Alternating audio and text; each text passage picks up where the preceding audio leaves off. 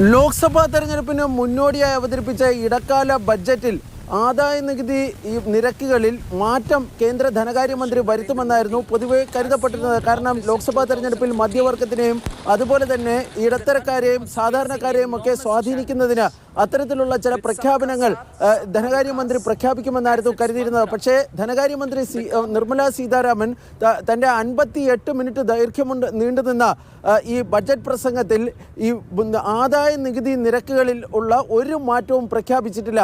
നിലവിലെ നിരക്കുകൾ അതുപോലെ തുടരുമെന്നാണ് ധനകാര്യമന്ത്രി വ്യക്തമാക്കിയിരിക്കുന്നത്. ഈ പുതിയ ആദായ നികുതി സ്കീം അത് ആകർഷകമാക്കുന്നതിനുള്ള ചില പ്രഖ്യാപനങ്ങളും ധനകാര്യമന്ത്രി നടത്തുമെന്നായിരുന്നു കരുതിയിരുന്നത്. എന്നാൽ അത് സംബന്ധിച്ചുള്ള പ്രഖ്യാപനവും ധനകാര്യമന്ത്രി തൻ്റെ ഇടക്കാല ബഡ്ജറ്റിൽ നടത്തിയിട്ടില്ല. പ്രത്യക്ഷ പരോക്ഷ നികുതികളിലും ഒരു മാറ്റവും ധനകാര്യമന്ത്രി പ്രഖ്യാപിച്ചിട്ടില്ല എന്നതും വളരെ ശ്രദ്ധേയമായ കാര്യമാണ്. അതായത് നിലവിലെ നികുതി നിരക്കുകൾ അതുപോലെ തന്നെ തുടരുന്നതായിരിക്കും.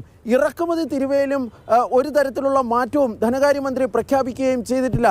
ഏറ്റവും ശ്രദ്ധേയമായ കാര്യം, ലോക്സഭാ തെരഞ്ഞെടുപ്പിന് മുമ്പായി ഈ പെട്രോളിൻ്റെയും ഡീസലിൻ്റെയും ഒക്കെ വില ഗണ്യമായ തരത്തിൽ കേന്ദ്ര സർക്കാർ കുറയ്ക്കുമെന്നും അതിനായി ഈ നികുതിയിൽ കാര്യമായ തോതിലുള്ള വെട്ടിക്കുറവ് ധനകാര്യമന്ത്രി വരുത്തുമെന്നുമായിരുന്നു കരുതപ്പെട്ടിരുന്നത്. പക്ഷേ അത്തരമൊരു ജനപ്രിയ പ്രഖ്യാപനവും ധനകാര്യമന്ത്രി നിർമ്മല സീതാരാമൻ തൻ്റെ ബഡ്ജറ്റ് പ്രസംഗത്തിൽ ഉൾക്കൊള്ളിച്ചിട്ടില്ല എന്നതും വളരെ ശ്രദ്ധേയമായ കാര്യമാണ്. ഫലത്തിൽ ഈ മധ്യവർഗ സമൂഹത്തെയും അതുപോലെ തന്നെ ഇടത്തരം ആൾക്കാരെയും ഒക്കെ ഇടത്തരം സാമ്പത്തിക സ്ഥിതിയിലൊക്കെ ഉള്ളവരെ ആകർഷിക്കുന്നതിനുള്ള പ്രത്യേക നികുതി ഇളവുകൾ ഒന്നും തന്നെ പ്രഖ്യാപിക്കാതെയാണ് ഇപ്പോൾ ലോക്സഭാ തെരഞ്ഞെടുപ്പിലേക്ക് കേന്ദ്ര ധനകാര്യമന്ത്രി കേന്ദ്ര സർക്കാരിനെ കൊണ്ടുപോകുന്നത് എന്നതാണ് വളരെ ശ്രദ്ധേയമായ കാര്യം.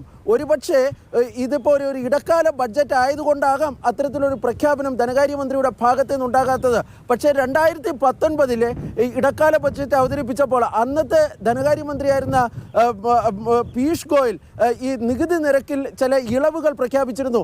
എന്നാൽ ഇത്തവണ അത്തരത്തിലൊരു ഇളവുകൾ പ്രഖ്യാപിക്കാതെയാണ് ധനകാര്യമന്ത്രി തൻ്റെ ബഡ്ജറ്റ് പ്രസംഗം അവസാനിപ്പിച്ചത്. ഫലത്തിൽ വളരെ ഒരു കോൺഫിഡൻ്റായി, അതായത് ഇത്തരത്തിലുള്ള ഒരു പ്രഖ്യാപനങ്ങൾ ഇളവുകൾ ഒന്നും തന്നെ പ്രഖ്യാപിച്ചില്ല എങ്കിൽ കൂടിയും ഈ തെരഞ്ഞെടുപ്പിൽ തങ്ങൾക്ക് ഒരു മുൻതൂക്കമുണ്ട് എന്നൊരു ആത്മവിശ്വാസത്തിന് കണക്കിലെടുത്താകാം, അല്ലെങ്കിൽ ഒരു ആത്മവിശ്വാസം കാരണമാകാം അത്തരം ഒരു പ്രഖ്യാപനങ്ങളോ അല്ലെങ്കിൽ ഇളവുകളോ ധനകാര്യമന്ത്രി തൻ്റെ ബഡ്ജറ്റ് പ്രസംഗത്തിൽ, തൻ്റെ ഇടക്കാല ബഡ്ജറ്റ് പ്രസംഗത്തിൽ ഉൾക്കൊള്ളിക്കാത്തതെന്നാണ് പൊതുവെ വിലയിരുത്തപ്പെടുന്നത്.